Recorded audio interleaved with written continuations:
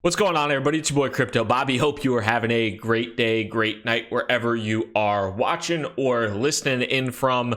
Today, want to talk about an interview that happened on Bloomberg with Mike Novogratz, where he talked a little bit about the institutions coming into the crypto market, and we'll review and discuss a little bit about whether or not that will actually happen, what that means in general, and how you can view some of that information. Also want to recap a little bit of the daily market movements. There hasn't been a whole ton of market movements. If anything, it's been slightly to the downside, which is why, we're still rocking the bear market beard. Hey, it's still going.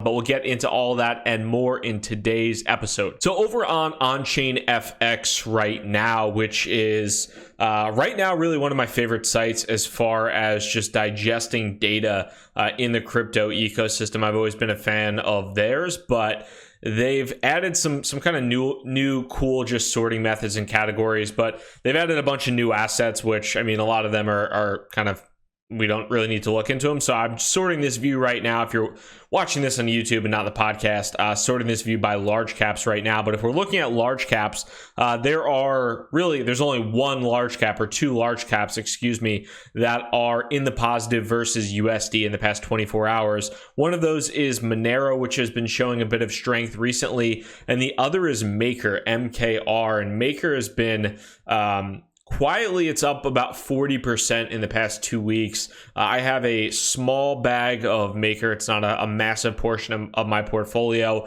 but I bought a small bag of Maker. I think it was the last time I updated the portfolio. It should be included on the website as well, but bought that bag because I've just been seeing the increasing amounts of DAI that have been circulating, as well as the increasing amount of ETH locked up in the within the Maker DAO ecosystem, as well as at some point in time the multiple collateralization points for DAI, whether that's Bitcoin or anything else.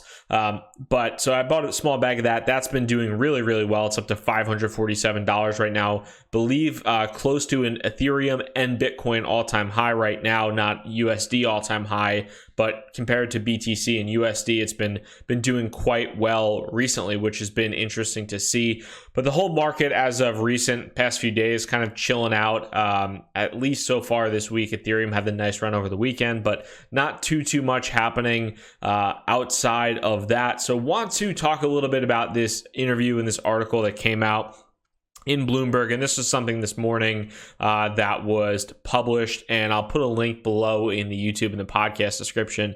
But it was an interview with Mike Novogratz, who I'm sure a lot of you are familiar. I've talked about him on the YouTube channel a few separate times before. And I think it's always interesting to hear his thoughts and his perspective on the market. Now, there's a couple different things that I think go to show, or we'll preface the conversation with. Number one, when it comes down to cryptocurrency and everything in general, everybody is always talking their book. Everybody is always talking their bag. What do I mean by that?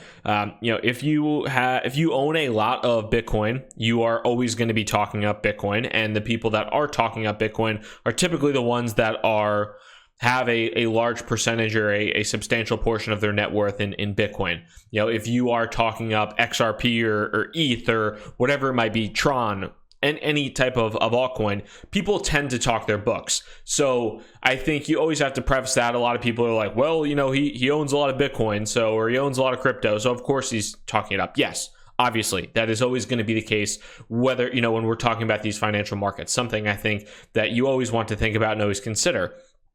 And then I also saw on Reddit, there were some people that were commenting, and there was one comment that was like, why would I listen to this guy? He was talking about crypto, when it was a $800 billion market cap and pumping it up and this and that and the other thing. And then the response to that, which somebody also had, was he also bought a shit ton of ETH at $1, and he bought a number of cryptocurrencies early on as well. So while he's had some misses, he also has had some massive wins, especially on ETH very early on, that I think just go to show that not everybody is 100% all of the time, but if you're going to put yourself out there, I think it's worth listening to. But the interesting thing about this is that the conversation was an interview. It's about a 6-minute interview on Bloomberg. I'm not going to play the interview because I don't want to get the video taken down for copyright or anything like that. But the interesting thing is he talks about the architecture being built for larger scale institutions. And we've seen this recently with a number of different, you've seen this with Fidelity coming out, announcing the somewhat soon release of their custodian solution. You've seen this with Bakkt, which is continually pushed out, but you've seen this with Bakkt trying to enter the space. You've seen this with the Yale Endowment Fund putting a small percentage of their assets in cryptocurrency funds and crypto-related investments. We've seen this recently with Morgan Creek Digital, which is the fund that Anthony Pompliano, aka Pomp, who I'm sure you follow on Twitter, got two pension funds to invest in their $40 million round, which is investing primarily in venture-based cryptocurrency, but also in larger cap liquid coins like Bitcoin. So we're starting to see this kind of slow creep into the system right now of the quote unquote institutional investors. And there's a quote from Novogratz where he says, all the architecture that institutions need to feel comfortable with this is being put in place. You're starting to see custody come online.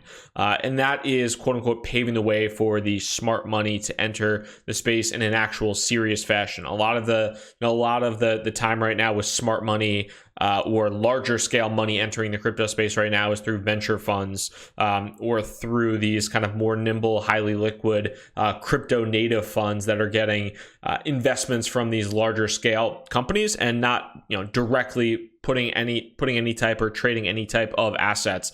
And then Novogratz continues to say, over the next 6 to 12 months, you're going to see institutions put a small amount of their assets in digital currencies, and a small amount of institutional assets is a lot of money, obviously. And that's the thing here when we're looking at this is, number one, we have to think about, is there actually demand for institutions to put money into the cryptocurrency market? And I think primarily you're thinking about, most likely, if it's liquid cryptocurrencies or existing cryptocurrencies out there, you're thinking about Bitcoin, maybe Ethereum, maybe some of the other ones out there, but probably primarily Bitcoin at this point in time. And why would they do that? Obviously, a large fund, whether it's a pension fund or a endowment fund or whatever it might be, they're not going to go and put 50% of their portfolio in something as volatile and crazy as Bitcoin. But some of these funds might put 1 basis point, 10 basis points, 50 basis points of their fund into cryptocurrency. That could have a really large impact. And right now, for the most part, the architecture and the framework for them to do so isn't available, but that really is in actuality being built out at this point in time. Now, when we look at this, a lot of people, I think, will probably have some doubts, and I think rightfully so, because when you look at what's happened in the cryptocurrency marketplace for the past 12, 14 months, really since the top of the cryptocurrency bubble in like December of 2018, a big narrative was the institutions are coming, and they're coming to save us, and it's going to be fantastic.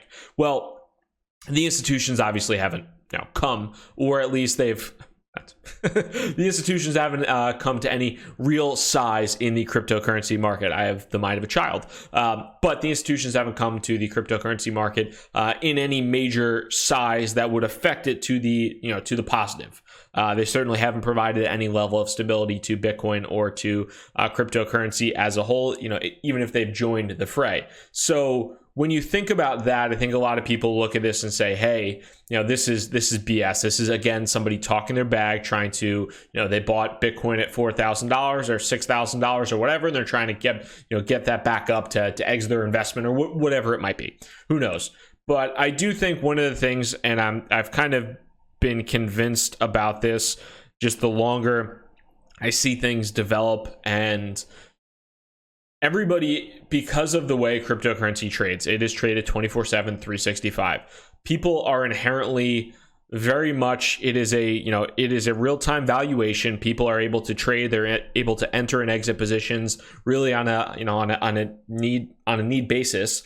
And I think there is a large amount of impatience in the cryptocurrency market. Not necessarily saying that people have to be patient. People can have the degree of patience that they need, and they're free to buy and sell cryptocurrency at any given point in time, obviously because of that. It's a 24/7, 365 market. But one of the things that I've really come to see, notice, And I think appreciate is the level of time it takes for certain narratives and for certain components within the cryptocurrency ecosystem to play out in real time.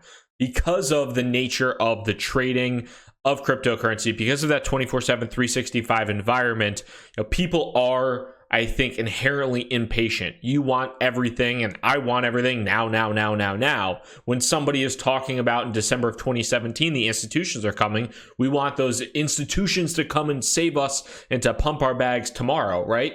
That would make sense. Not 14 months later, not another 12 months after that. What I've come to realize is that, when people start talking about something in the cryptocurrency ecosystem, it usually takes a lot longer than originally anticipated.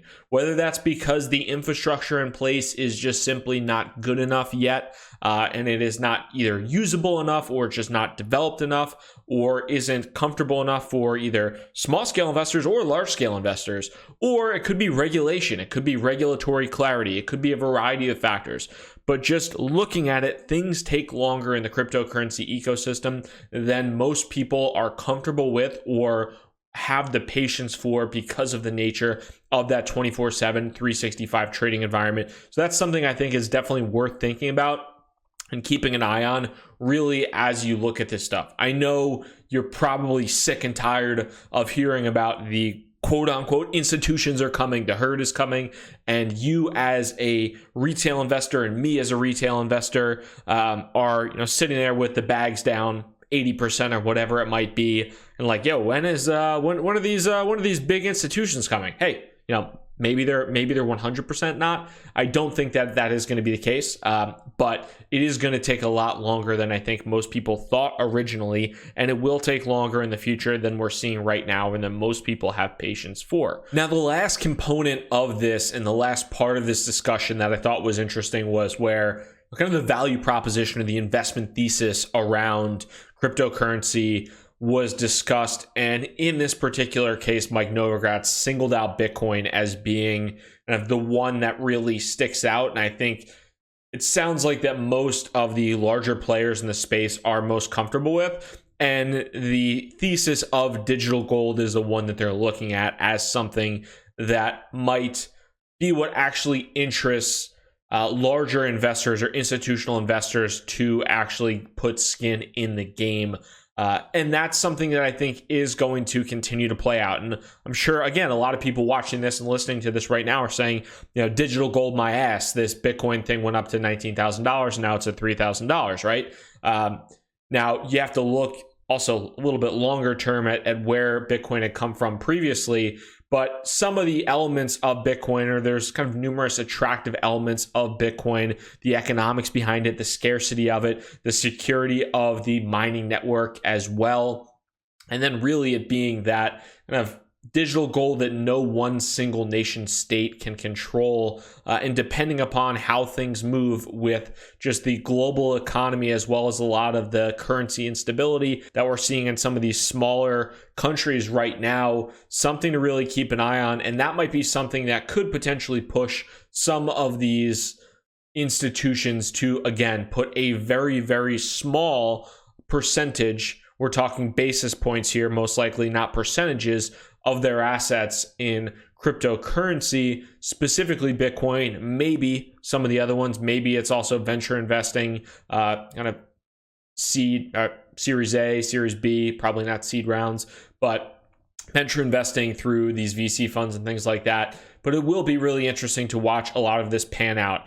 And like I've said before, I think it's going to come down to patience for a lot of people as well. The infrastructure is being built out, whether it's Fidelity with the custody solution, whether it's something like Backed, whether it is one of the big bulge bracket banks getting into the cryptocurrency game through trading or through custody or whatever it might be. I think there's going to be a lot of dominoes that end up falling when one big player gets in. Everybody else waits for that one big player to get in and they all follow suit. So that's what I'm keeping an eye on. And just long term, as I look at this, and again, I will link down to the video for the Novogratz interview because it's 6 minutes long, and I think it's definitely worth taking the time to watch it and to digest the information. And I think it's always good, like I said, to take it with a grain of salt because everybody's always talking their own bags. I'm talking my own bags.